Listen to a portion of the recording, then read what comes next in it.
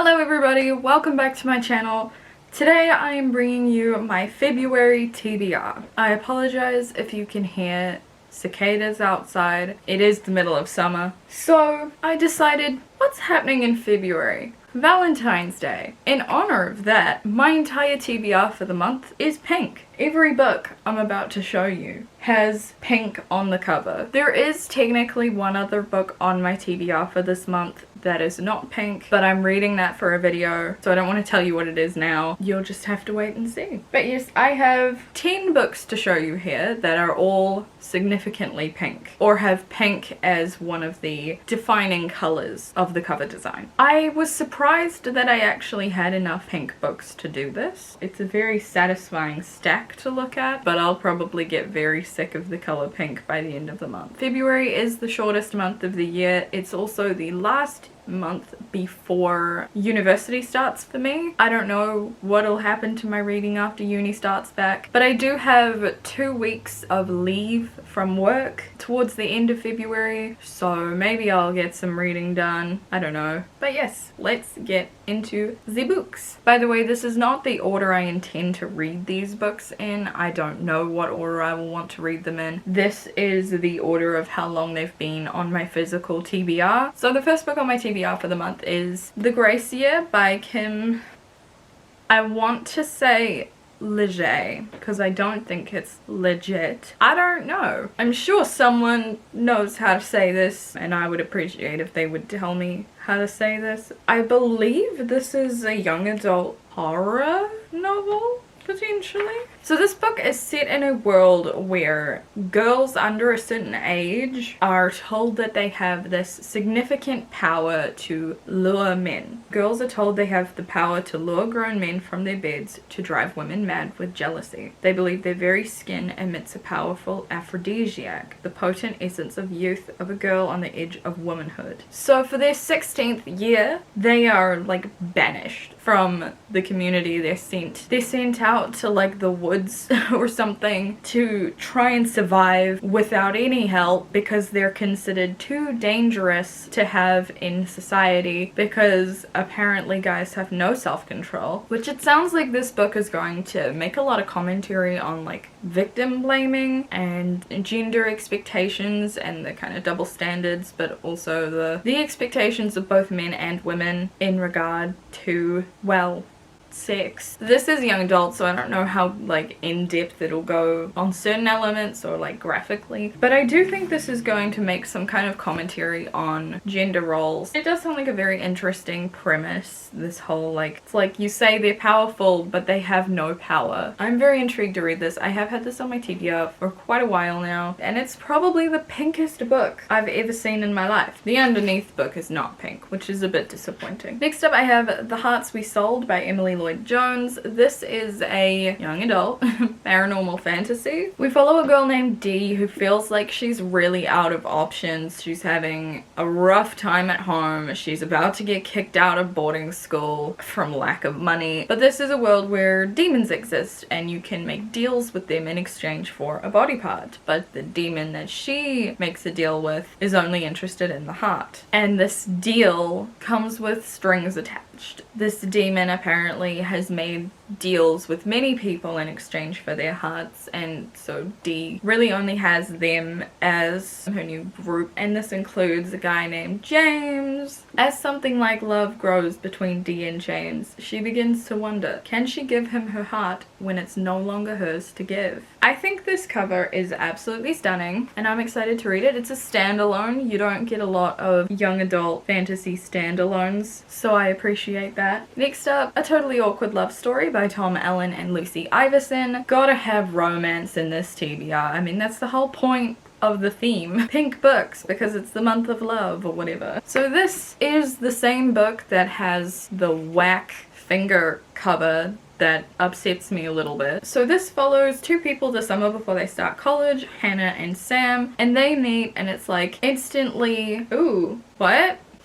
But then they think they're never going to see each other ever again until they do. Only then there is like a big misunderstanding between the two of them that drives them completely apart. But I believe they keep getting brought back together or running into each other or whatever. They just keep crossing paths over and over and over again throughout this summer. I'm pretty sure a romance is going to blossom there. It would be a bit weird if it didn't. I didn't realize until very recently that this book has a very strange focus on virginity. Hannah has kind of always had this opinion that you should lose your virginity to someone that you love, but she's also kind of feeling a lot of pressure to no longer be a virgin. Sam thinks it's all really just like a you gotta get it over and done with. So I think there's going to be some kind of conversation or discussion around the stigma of your virginity and losing your virginity in your teens. Yeah, I'll be interested to see what this explores in regards to that. I'm pretty sure it's dual perspective from both Hannah and Sam. Obviously not every female and male perspective or experience is the same, but it will be interesting to see some of the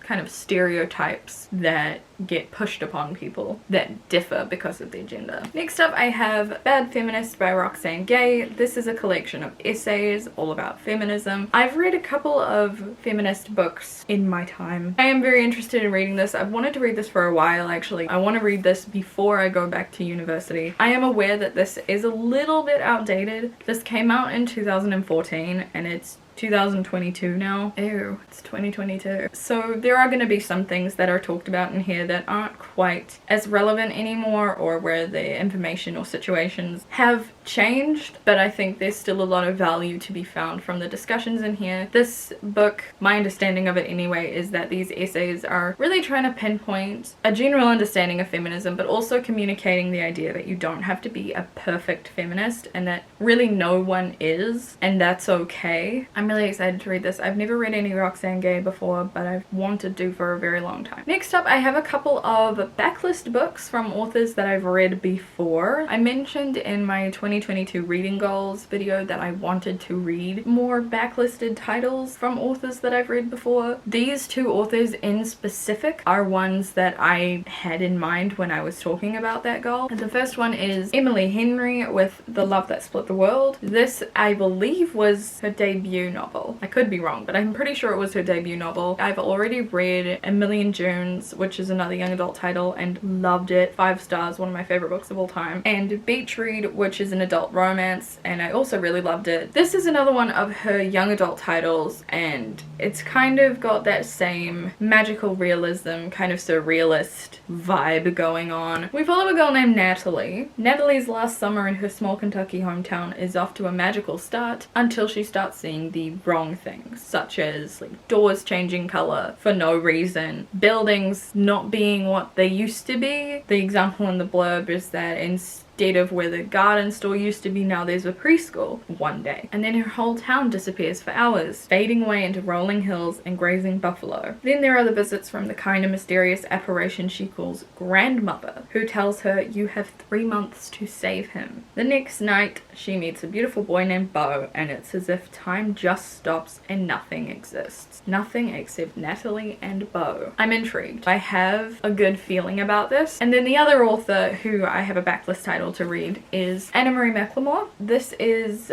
Dark and Deepest Red. I've read Wild Beauty and The Mirror Season by this author, and I love both of them. I really do want to read more Annamarie Mclemore stuff. They have such a unique writing style, and their magical realism stuff is really engaging. This is inspired by the Tale of the Red Shoes. The shoes where when you put them on you can't stop dancing and you dance forever until you die. We've got a dual timeline going on. Way back in 1518 and then 5 centuries later, so like the present day. So the back in time timeline, it's following the story of this sickness that is sweeping through France, where women are dancing on the streets without stopping until some of them are falling down dead. Suspicion falls on a particular family with rumors of witchcraft and demon possession and all that fun stuff, and this girl Lavinia may have to do the unimaginable to save herself and everyone she loves. Flash forward 5 centuries, a pair of beautiful red shoes seal themselves to Rosella's feet, making her dance uncontrollably. They draw her toward a boy who knows the dancing fever's history better than anyone. Emil?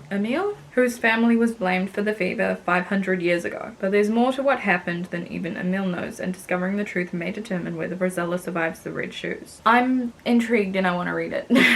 Next up, Lovely War by Julie Berry. This is a young adult historical fiction fantasy situation. So this book is quite fascinating in that it is told by the Greek gods. So this is the story of two love stories set during World Wars I and World Wars II. How did it describe it? Their story, as told by goddess Aphrodite, who must spin the tale or face judgment on Mount Olympus, is filled with hope and heartbreak, prejudice and passion, and reveals that, though war is a formidable force, it's no match for the transcendent power of love. And that fascinates me. And I've flicked through this a little bit and I can see that we do have the perspective of multiple gods. So there's Aphrodite, there's Apollo, there's Hades, which, you know, makes sense. If the themes are love, war, and death, those gods would be there. I'm really intrigued to read this one. It's a bit chunky, a little bit intimidating, won't lie. But yeah, I'm really excited to read this and to see the Greek mythology integrated into it with the gods. That'll be really interesting. Next up is a book that only came out last year and I pre-ordered it and then never read it because I'm a fool. Bloodlike Magic by Lissel Sameri. This follows a girl named Voya. So in her family of witches, everyone is given a trial, which they must pass in order to keep their powers. Voya failed hers, which ain't good, but she's given another chance to complete her calling, which is what the trials are called. And so she agrees because she's like, yes, I want my powers. Plot twist, now everybody's powers hang in the balance because if she fails this time, they all lose their powers. Also, double plot twist, this trial is to kill her first love. And that doesn't sound fun to me. I love this cover. It is absolutely stunning. It's a lot more vibrant in person. I'm not sure why it's looking so dark. I'm really excited to read some more like paranormal witchy stuff. I feel like a lot of the YA fantasy lately has been like high fantasy. So it's gonna be like a whole inner conflict thing. Family versus love. What do you do? The next book I'm planning on reading is Xoxo by Axio. This book is stunning underneath the dust jacket, by the way. Look at that. Why do not more books look like that under the dust jacket? So this is a YA contemporary novel, and this follows a girl, Jenny, who, how do I explain this? Who has always worked really hard to become the best cellist ever, and so she's always prioritized practice over everything else, so she doesn't really have a lot of fun in her life until she meets this guy, Jae Woo, and they like hit it off and it's a great time, but they only really have the evening because he has a flight to South Korea the next day. Plot twist, Jenny and her mother moved to Seoul to take care of her ailing grandmother, and so she's at this really prestigious art school, and who should she meet but Jae Woo? Plot twist, turns out he's a really popular K-pop star, so he's actually forbidden to date anybody because of the fact that he's a K-pop star. You know, they have really strict rules, so he's not allowed to date anybody. She should be prioritizing her music anyway, so it's kind of like everything's out to get them, but they have this connection. It sounds like it's gonna be the cutest thing ever. I'm so excited to read this. I don't know how I managed to not read it last year, because again, I pre-ordered this and then just didn't read it. And the final book that I will be sharing with you